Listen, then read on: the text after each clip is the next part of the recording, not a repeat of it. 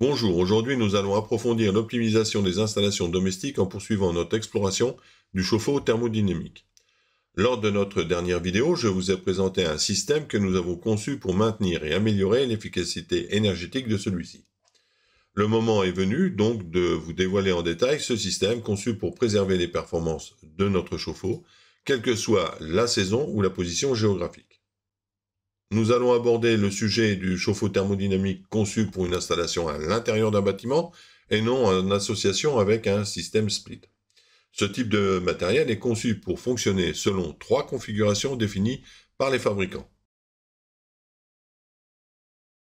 Voici notre fameux Y. Alors, on va déjà regarder un petit peu comment il a été conçu. Alors, il a été conçu justement pour recevoir les accessoires qui sont vendus pour équiper les chauffe-eau thermodynamiques de gaines.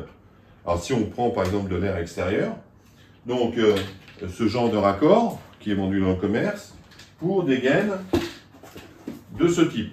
Alors ça, c'est un coude, mais il y a des parties droites, il y a des coudes avec des autres angles, mais c'est prévu donc pour être monté sur ce Y. Alors, ce Y, deux fonctionnements possibles, un fonctionnement manuel avec une molette, c'est-à-dire que là, on ne veut pas s'équiper d'électronique pour qu'il soit piloté automatiquement. Donc là, il suffit, par rapport à la saison, de choisir la position qu'on veut obtenir. Et on peut basculer le volet intérieur, donc sans démontage de gaine, sans rien. Ensuite, on a la possibilité de piloter ce fameux Y avec un servomoteur. Alors, je vais vous montrer un petit peu le fonctionnement.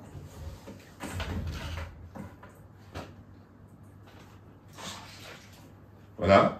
Donc là, c'est en simulation. On a notre servomoteur. Voilà le principe de fonctionnement. Donc, et voilà. Donc ici, on a un basculement de notre vanne qui se fait via une carte électronique, mais c'est automatique. Alors, pour éviter que ça fasse un peu de bruit, on peut graisser un petit peu les pignons. Il y a un cache qui va dessus, avec une petite lumière ici qui vous indique où vous prélevez l'air. Regardez. Et voilà. Alors on a vu qu'il était facilement adaptable sur un circuit existant.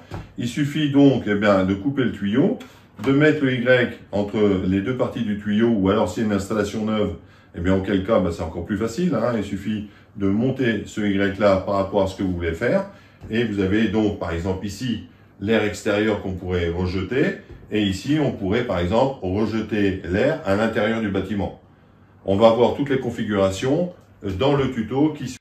Alors, nous avons développé cette fameuse vanne en Y qui, en fait, transforme notre chauffe-eau thermodynamique intérieur en un système hybride flexible.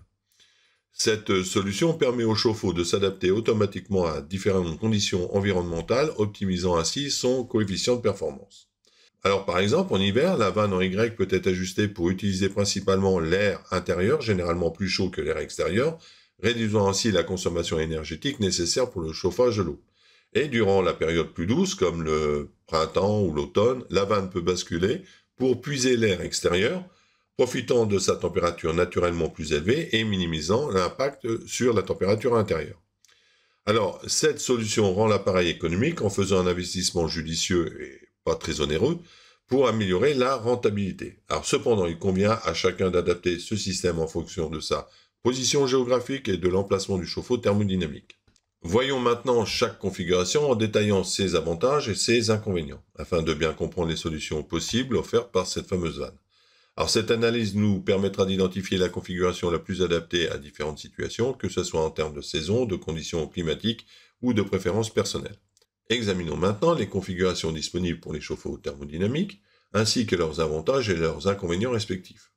Alors sur votre écran, vous pouvez voir la représentation de la vanne en Y dans une configuration intérieur-intérieur. Alors cette configuration permet au chauffe-eau thermodynamique de capter les calories de l'air de la pièce où il est installé afin de produire de l'eau chaude. L'appareil rejette ensuite l'air froid dans la pièce, et bien évidemment ce choix impose des contraintes spécifiques sur la pièce. Elle doit avoir un volume minimum de 20 m3, ne pas être chauffée et rester hors gel. En général, le garage est choisi pour ce type d'utilisation, mais le cellier peut faire aussi l'affaire s'il est suffisamment spacieux. Alors ce principe de fonctionnement est particulièrement avantageux en hiver et durant les périodes relativement froides, quand la température extérieure est inférieure à 5 degrés Celsius. Dans notre étude sur l'utilisation des chauffe-eau en période de forte chaleur, nous avons exploré une approche pour améliorer leur efficacité. Les températures extérieures pendant ces fortes chaleurs peuvent facilement dépasser 40 degrés, une condition sous laquelle de nombreux chauffe-eau ne sont pas forcément optimisés pour fonctionner efficacement. Par exemple, un modèle standard est prévu pour travailler entre -5 et 43 degrés. Au-delà de ces limites, l'appareil a besoin d'un appoint pour maintenir sa performance. Alors, en réponse à ces questions, nous avons orienté notre attention vers l'utilisation de l'air intérieur. Durant les périodes de forte chaleur, l'air intérieur est souvent plus frais que l'air extérieur. En exploitant cet air pour le fonctionnement du chauffe-eau, nous avons non seulement maintenu l'efficacité de l'appareil, mais également contribué à réduire légèrement la température intérieure. Alors, des pièces qui sont côte à côte, bien évidemment, et à condition qu'il y ait une porte entre les deux. Alors, ça offre un certain degré de confort. Alors, ce concept a été testé durant l'été 2023, période durant laquelle les températures extérieures étaient particulièrement élevées et les résultats étaient quand même assez surprenants. Non seulement le chauffe-eau a continué à fonctionner efficacement, mais la baisse de température intérieure observée a apporté un confort supplémentaire dans l'habitation. Alors, cela a été particulièrement bénéfique dans les pièces où le chauffe-eau était installé. Alors, la pièce où le chauffe-eau était installé, plus la pièce attenante. Et dans notre cas, la pièce attenante, eh bien, il y avait une porte, et donc c'était une pièce de vie. Donc, c'était un gros avantage. Alors, ça a aidé à créer une sorte d'environnement plus frais, sans l'utilisation d'un système de climatisation supplémentaire. Il est important de noter que cette stratégie doit être adaptée en fonction des caractéristiques individuelles de votre matériel et des conditions spécifiques de votre logement.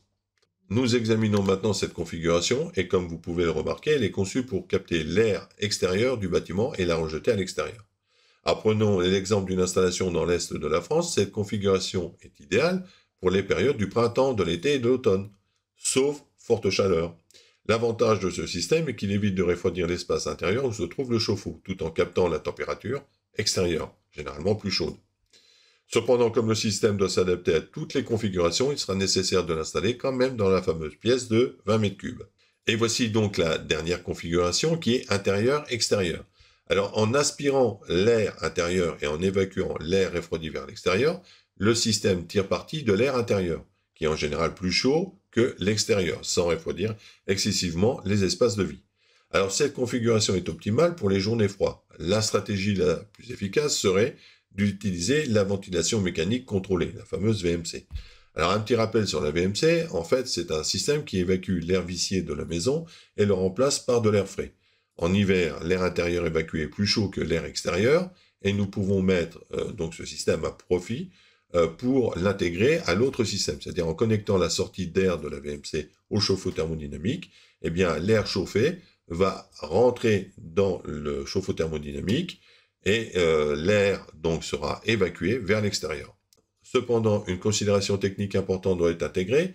Il est essentiel de s'assurer que le système de VMC est compatible avec votre chauffe-eau et que les débits d'air sont adéquats avec les deux systèmes. Ce paramètre ne doit pas du tout être négligé, c'est important. Nous allons maintenant nous concentrer sur la vanne elle-même, conçue pour l'impression 3D. Alors les fichiers sont au format STL et sont disponibles en téléchargement sur notre site, dont le lien se trouvera dans la description de cette vidéo.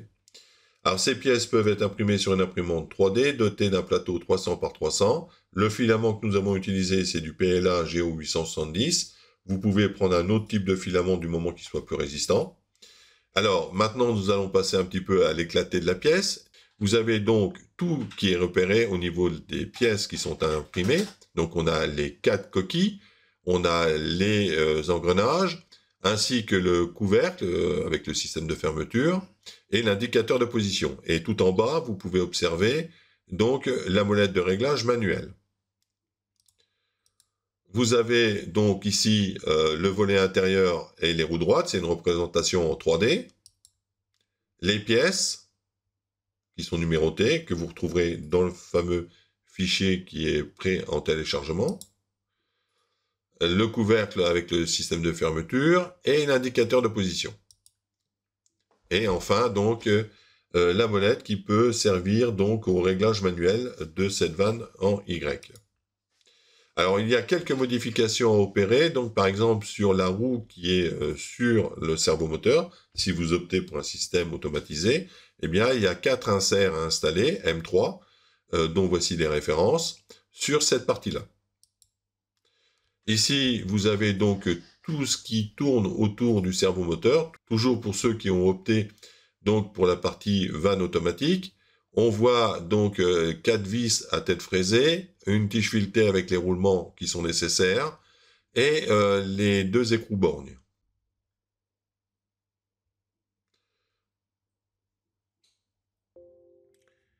Nous avons ensuite les 4 coques qui sont représentées. Elles vont se succéder les unes après les autres. Alors, portez une attention particulière aux flèches, les flèches bleues indiquant la visserie et les flèches rouges désignant les inserts. Alors, vous remarquerez également sur la fiche de la pièce code 005 qu'il est important de respecter l'orientation lors de la pose des inserts. Et là, nous avons donc une représentation en dynamique de l'assemblage qui devrait être effectuée. Donc là, nous avons le servomoteur, les 4 vis, le petit engrenage, la molette de réglage manuel, les 2 roulements. On a aussi, donc, il y a un grand engrenage à imprimer aussi, donc le voici. Alors les engrenages, je vous conseille de les faire en IPS. J'ai oublié de vous le signaler tout à l'heure. Prenez du IPS ou une matière assez robuste comme de l'ABS ou des choses comme ça. L'indicateur de position de vanne, le volet, la première coquille, la seconde, la troisième et la quatrième coquille. Et donc le capot donc qui va cacher les engrenages. Et enfin donc les 3 systèmes de raccordement pour accepter vos tuyaux. Nous espérons que ce tuto, ou plutôt cette étude pour optimiser votre chauffe-eau thermodynamique vous sera utile. Comme toujours, toute discussion constructive est la bienvenue. Et si le sujet vous intéresse, n'oubliez pas de mettre un pouce levé et de vous abonner si vous ne l'êtes pas encore. Au revoir.